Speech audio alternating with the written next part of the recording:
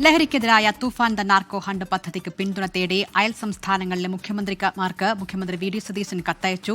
ലഹരി വ്യാപനത്തിനെതിരായ പോരാട്ടത്തിൽ സഹകരണം തേടി കർണാടക, തമിഴ്നാട്, പുതുച്ചേരി മുഖ്യമന്ത്രിമാർക്കാണ് കത്തയച്ചത്. സംസ്ഥാനത്തിന്റെ വിവിധ ഭാഗങ്ങളിൽ നടന്ന പരിശോധനകളിൽ ഇന്നും വൻ ലഹരി ശേഖരമാണ് പിടികൂടിയത്. അതിർത്തികൾ കടന്ന ലഹരി മാഫിയ പ്രവർത്തിക്കുന്ന സാഹചര്യത്തിൽ അയൽ സംസ്ഥാനങ്ങളുടെ സഹകരണം അനിവാര്യമെന്ന മുഖ്യമന്ത്രി വി ഡി സതീശൻ തമിഴ്നാട്, കർണാടക, പുതുച്ചേരി മുഖ്യമന്ത്രിമാർക്ക് അയച്ച കത്തിൽ തത്സമയ വിവര കൈമാറ്റത്തിനും സംയുക്ത പരിശോധനകൾക്കുമായി ഉന്നതതല യോഗം വിളിക്കണമെന്ന് ആവശ്യപ്പെട്ടു. അയൽ സംസ്ഥാനങ്ങളുമായി ചർച്ചയ്ക്ക് ആഭ്യന്തരമന്ത്രി രമേശ് ചെന്നിത്തലയുടെ നേതൃത്വത്തിലുള്ള ഉന്നത ഉദ്യോഗസ്ഥ സംഘം തയ്യാറാണെന്നും കത്തിൽ മുഖ്യമന്ത്രി അറിയിച്ചു. സംസ്ഥാനത്തുടനീളം പോലീസ് ലഹരിവേട്ട ഊർജിതമാക്കി.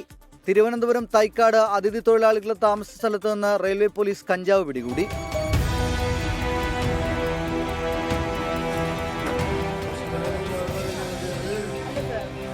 കൊച്ചിയിൽ ഹോട്ടലിന്റെ മറവിൽ ലഹരി വിറ്റയാളെ പിടികൂടി.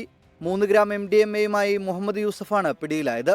ഒറ്റപ്പാലത്ത് കാറിൽ MDMA കടത്തിയ മുഹമ്മദ് ആരിസ്, ഷിബിലി എന്നിവർ അറസ്റ്റിലായി.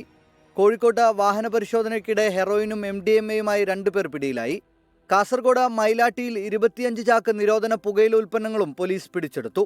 വിവിധ ബ്യൂറോകൾക്കൊപ്പം 24 കോഴിക്കോട്.